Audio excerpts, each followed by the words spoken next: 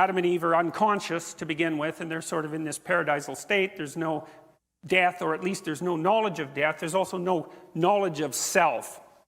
And then Eve eats the apple that the serpent gives her, and the scales fall from her eyes, and she gives the apple to Adam, and he eats it as well, so she makes him self-conscious. They both wake up. The first thing that happens is they realize that they're naked, and they cover themselves up. And the second thing that happens as a consequence of that realization is that they come to know the difference between good and evil. And, I mean, that's an insanely complicated story that's dealing with a absolutely incomprehensible number of complex phenomena simultaneously, but it basically goes something like this, is that to be aware that you're naked is to be aware of your fragility and your mortality. When you have a nightmare about being naked in front of a crowd, it means that you're exposed to the crowd. All your flaws, all your mortal vulnerability is exposed to the crowd for them to see, for you to be ashamed of, for them to judge. That's partly why we're all clothed. That's partly why why clothing is a human universal. There's many human universals, by the way. Clothing is one of them, although it's used for many different purposes. So Adam and Eve cover themselves up, and so it's because they've realized that they're vulnerable. They're naked and vulnerable. That's self-consciousness. Human beings are self-conscious animals. We're really the only self-conscious animals. Other animals have the glimmerings of self-consciousness. Some of them can identify themselves in a mirror, for example, but we have whole theories of ourselves. We have whole articulated verbal and philosophical theories of what a human being is and what we each are as individuals. So really, those aren't in the same conceptual universe. It's a whole different, it's a qualitatively different issue in the case of human beings. We're self-conscious. Self-consciousness loads on trait neuroticism, technically speaking, which means that self-consciousness is primarily something that manifests itself in the form of negative emotion. And we all know that. You're on stage, you get self-conscious. Is that a good thing? No. You can get so self-conscious that you're tongue-tied, right? It's not good. You don't want to be self-conscious on stage. Or maybe ever. You get self-conscious in the face of someone you're trying to impress. You turn all red, you stammer. It's like self-consciousness is a rough business. And it's no wonder, because you know yourself for the fragile fool that you are. It's even worse than that, because, see, it took me a long time to figure out why it was that when Adam and Eve woke up, they also developed the knowledge of good and evil. I just couldn't figure that out. It just didn't make sense to me. How self-consciousness, knowledge of vulnerability, and the knowledge of good and evil were tangled together. Or even really what the knowledge of good and evil meant. But I figured it out eventually. I thought, oh, I get it. It was like a real revelation to me. As soon as you know you're vulnerable, you know the difference between good and evil. Because as soon as you know you're vulnerable, then you know everyone else is. And as soon as you know that everyone else is vulnerable, you know how to hurt them. And so that means you consciously know how to bring suffering into being. And that's the knowledge of good and evil. And you know that because let's say that you're really good at torturing people. And there's no doubt a number of people in the audience who are actually quite good at that. And maybe you all have a bit of an affinity for it. If you're married, I'm sure your partner would testify to that. So if you're going to hurt someone, what you think essentially is, okay, what would really hurt me? And then you think, well, I'll just do that to them. It's like, that's a good theory. It's very sophisticated. So anyways, so what happens? Adam and Eve wake up. They weren't supposed to do this. God told them that they were going to be sorry if they did that, but they did it anyways because that's what people are like.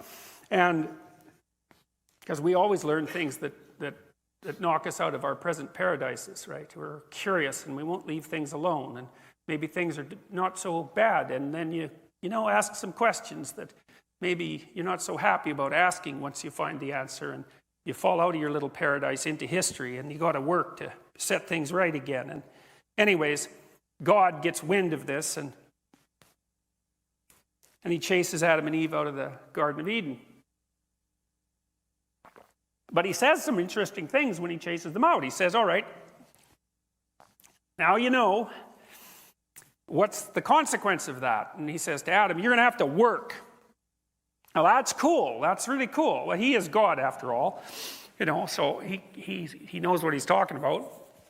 He says, you're going to have to work. So why would you have to work now that you knew you were vulnerable? Well, the answer to that is, well, if you know you're vulnerable, that stretches out into the future. You know you're going to die. You know that you're fragile. It's like maybe all your problems are solved right now. You're all sitting here. You're safe. You're not hungry. You don't want anything to drink, etc. But what about tomorrow? What about next week or next month or 10 years from now? It's like just because you got all your problems solved for this second doesn't mean you got them solved for the rest of your iterations through time. So you got to work. And the work is the sacrifice of the present for the future. And so that's exactly right. You have to work. Now, you see what's interesting about that, and this is the theory that I was, and then, of course, God tells Eve, well, you've really, screwed things up too. You're going to have these big-brained babies, and that's a big problem. You're going to suffer in childbirth, and then they're going to be dependent on you forever, and because of that, you're going to be dependent on this man that you just woke up, and that's not going to be very pleasant for either of you, but tough luck. And so that's it. That's the curse in some sense, and it's exactly right. But the thing is, there's a theory in there. There's an interesting theory of suffering that's implicit in that story, and the theory of suffering is that suffering is built into the structure of self-conscious being. It's built right into the structure. So if you're a self-conscious being, that's your lot. It isn't someone else's fault. It isn't a consequence of sociological oppression. It isn't a consequence of the fact that our society isn't organized properly. It's just part of being. All right, so that's a big deal because that's an important theory, because one of the questions is, well, why is there suffering and what are you going to do about it? And it's a lot different if it's just the way it is for you and if it's actually your fault that he's suffering. Or maybe it's the group's fault that you're suffering. Those theories are really, really different. And then in the second story, in Cain and Abel, Cain makes sacrifices to try to get it in good with God, and Abel makes sacrifices. And the sacrifices are kind of archaic from our perspective. They're burnt offerings, so the smoke goes up where God can detect it because he's up there somewhere, up there where the stars are. And God rejects Cain's sacrifices. And we don't really know why, but it kind of looks like Cain is a second-rater. And then Cain goes and complains to God and says, what kind of stupid universe did you make here? I'm breaking myself in half trying to get things together, making the proper sacrifices, and nothing's going well for me. And Abel, everything he touches turns to gold. Everyone loves him. He's even a really good guy. It's so annoying. What's up with this place you built?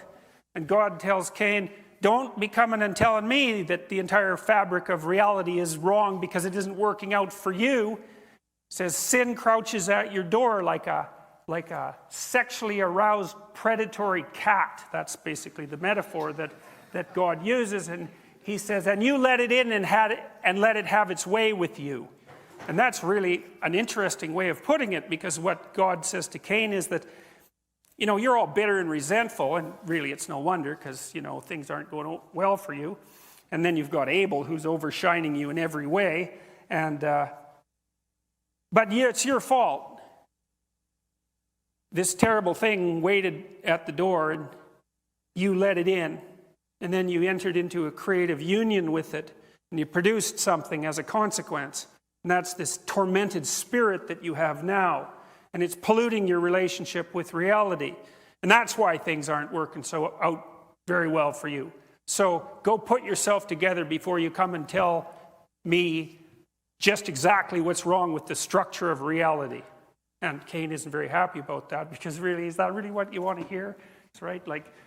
You have more misery than is necessary because you really didn't put your act together, and you know it. And you've done it creatively. And so Cain goes and kills Abel. That's the story of how resentment enters the world. And it's the first story in the Judeo-Christian canon, let's say, about actual human beings.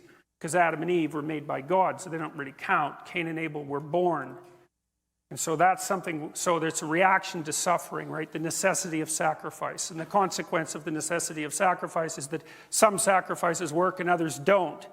And then if your sacrifices aren't met with the goodwill of God, let's say, well, then that makes you angry. Well, of course it does. And you can take God out of the story if you want, if you're not happy with that kind of mythological or narrative statement, but it doesn't really matter, because the whole point is that if you make sacrifices, especially if they're second rate, things aren't going to go very well for you, and you're going to get bitter and resentful and murderous and maybe genocidal. And it's really interesting, you know, because Cain has descendants, and if you transgress against them, they don't just kill you, they kill 7 of you, and then his later descendants kill 49 of you. There's this exponential growth of murderousness as a consequence of Cain's primal fratricide. And then the next story is the flood. And that's not an accident. There's nothing in those stories is an accident.